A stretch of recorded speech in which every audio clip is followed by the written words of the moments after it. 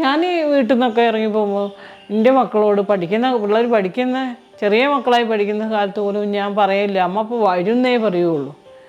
ഓരോ കാര്യങ്ങളൊക്കെ ഞങ്ങൾ ഇങ്ങനെ കൺട്രോൾ ചെയ്ത് കൊണ്ടുപോകും. പക്ഷേ തിരിച്ച് വന്നോളണമെന്നൊന്നുമില്ല.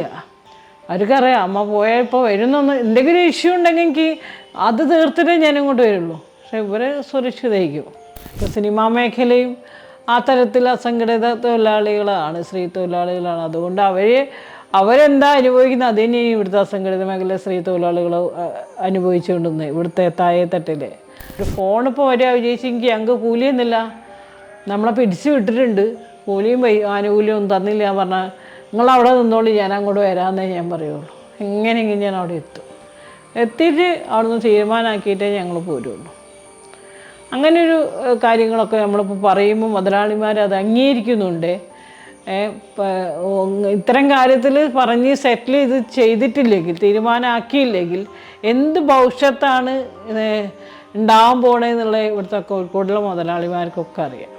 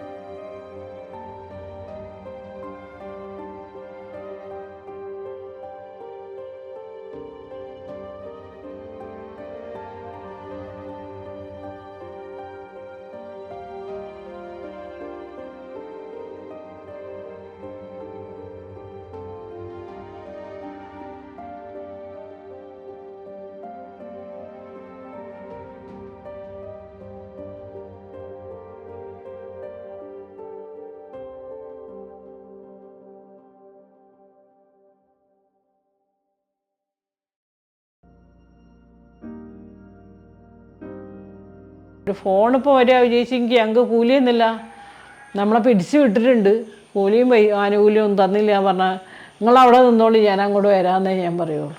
എങ്ങനെയെങ്കിലും ഞാൻ അവിടെ എത്തിയിട്ട് അവിടുന്ന് തീരുമാനമാക്കിയിട്ടേ ഞങ്ങൾ പോരുള്ളൂ. അങ്ങനെയൊരു കാര്യങ്ങളൊക്കെ നമ്മളിപ്പോൾ പറയുമ്പോൾ മുതലാളിമാർ അത് അംഗീകരിക്കുന്നുണ്ട്. ഇത്തരം കാര്യത്തിൽ പറഞ്ഞ് സെറ്റിൽ ചെയ്തിട്ടില്ലെങ്കിൽ, തീരുമാനമാക്കിയില്ലെങ്കിൽ എന്ത് ഭവിഷ്യത്താണ് ഉണ്ടാവാൻ പോണേന്നുള്ള ഇവിടുത്തെ കോഴിക്കോടുള്ള മുതലാളിമാർക്കൊക്കെ അറിയാം. കാരണം തൊഴിലാളിക്ക് ഒന്നും നഷ്ടപ്പെടാനില്ല. മുതലാളിക്ക് ആ സ്ഥാപനം നിലനിർത്താനും ആ രീതിയിൽ അത് കച്ചവട രീതിയിലാക്കിയെടുക്കാനൊക്കെ ഒരുപാട് സംഭവങ്ങൾ അവർ ചെയ്തു വെച്ചതും നഷ്ടപ്പെടും. അപ്പോൾ അതുകൊണ്ട് അവർക്ക് നഷ്ടപ്പെടാനുണ്ട്, ഇവർക്ക് നഷ്ടപ്പെടാനൊന്നുമില്ല. അതുകൊണ്ട് നിങ്ങൾ പരിഹരിക്കാൻ തയ്യാറാവണം. പ്രത്യേകിച്ച് കോഴിക്കോടായതുകൊണ്ട് ഇതിനൊരു പരിഹാരം ഉണ്ടായെങ്കിലേ ഞങ്ങൾ വീട്ടിൽ പോവുള്ളൂ. ഞാൻ ഈ വീട്ടിൽ നിന്നൊക്കെ ഇറങ്ങി പോകുമ്പോൾ എൻ്റെ മക്കളോട് പിള്ളേർ പഠിക്കുന്ന ചെറിയ മക്കളായി പഠിക്കുന്ന കാലത്ത് പോലും ഞാൻ പറയില്ല, അമ്മ അപ്പോൾ വരുന്നേ പറയുള്ളൂ. ഓരോ കാര്യങ്ങളൊക്കെ ഞങ്ങൾ ഇങ്ങനെ കൺട്രോൾ ചെയ്ത് കൊണ്ടുപോകും. പക്ഷേ തിരിച്ച് വന്നോളണമെന്നൊന്നുമില്ല. അവർക്കറിയാം അമ്മ പോയാൽ ഇപ്പോൾ വരുന്നൊന്ന് എന്തെങ്കിലും ഇഷ്യൂ ഉണ്ടെങ്കിൽ എനിക്ക് അത് തീർത്തിട്ടേ ഞാനിങ്ങോട്ട് വരുള്ളൂ. പക്ഷേ ഇവരെ സുരക്ഷിതമായിരിക്കും. ഇവരെ കാര്യം സുരക്ഷിതമാക്കിയിട്ടേ ഞാൻ അവിടെ പോവുള്ളൂ. അത് ഓട്ടോമാറ്റിക്കായി സുരക്ഷിതമാവും. അമ്മ നോക്കുന്നുണ്ടാവും, എൻ്റെ വീട്ടുകാർ നോക്കും എൻ്റെ മക്കളെ. അവർ സംരക്ഷിക്കും. അവർ ഫോൺ ചെയ്ത് പറയും ഞാൻ ഇന്ന് വരില്ല, അവൻ്റെ പിള്ളേരെ നോക്കിക്കോളി അറിയും. അപ്പോൾ അവർ നോക്കിക്കോളൂ. അവരൊക്കെ സപ്പോർട്ട് നന്നായിട്ടുണ്ടായിട്ടുണ്ട്. അങ്ങനെയൊക്കെ പല സമരങ്ങളും നടത്തേണ്ടി വന്നിട്ടുണ്ട്. ഓരോ സമരങ്ങൾ നടത്തുമ്പോൾ ഇത് സമരമാണെന്ന് പോലും നമുക്കറിയാൻ പറ്റില്ല. പക്ഷേ നമ്മൾ സമരമാക്കുകയാണെന്നുള്ളതല്ല ഞങ്ങൾ ആലോചിക്കുക. ഒരു വിഷയം, കൂപ്പൺ മാൾ സമരം, അവർ 300 തൊഴിലാളികളുണ്ട് ഈ കൂപ്പൺ മാളിൽ. അവസാനം ഇവരെ തൊഴിൽ ചൂഷണം കാരണം കുറേ തൊഴിലാളികൾ പോയി. ആരും റിസ്ക് എടുക്കാൻ തയ്യാറൊന്നുമില്ല. നമുക്ക് നയിച്ചാൽ അന്നന്ന് ജീവിക്കണേ, കൂലി കിട്ടണം.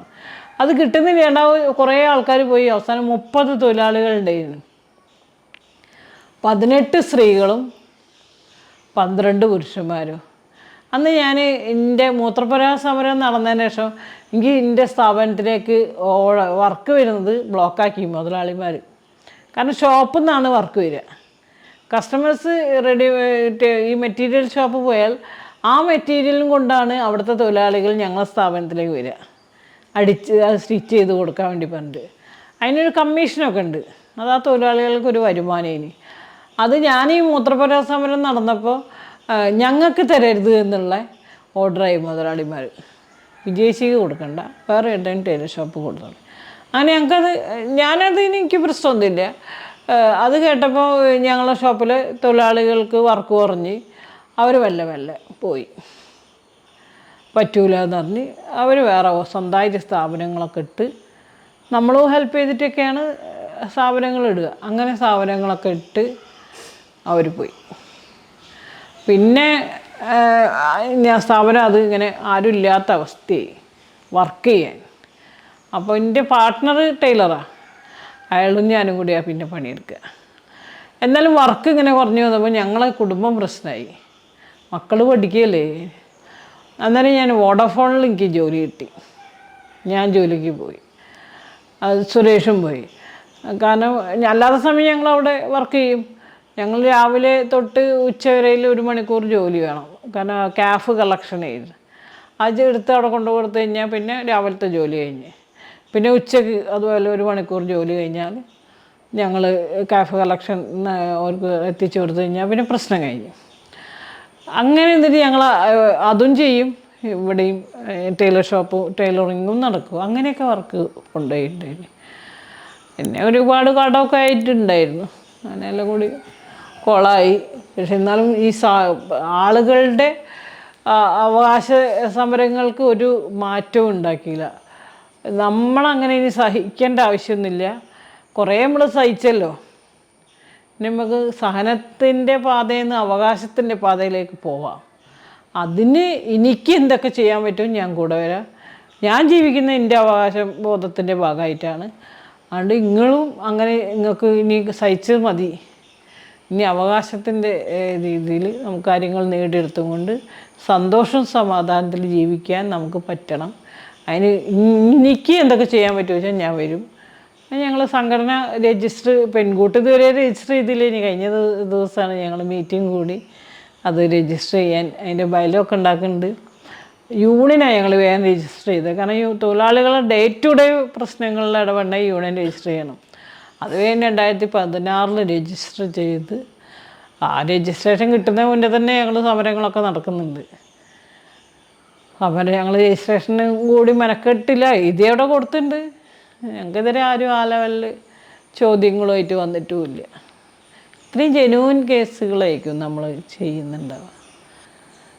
മാറ്റങ്ങൾ കേരളത്തിൽ ഉണ്ടാക്കണമെങ്കിൽ കേരളം ഇടതുപക്ഷ സർക്കാർ ഭരിക്കട്ടെ.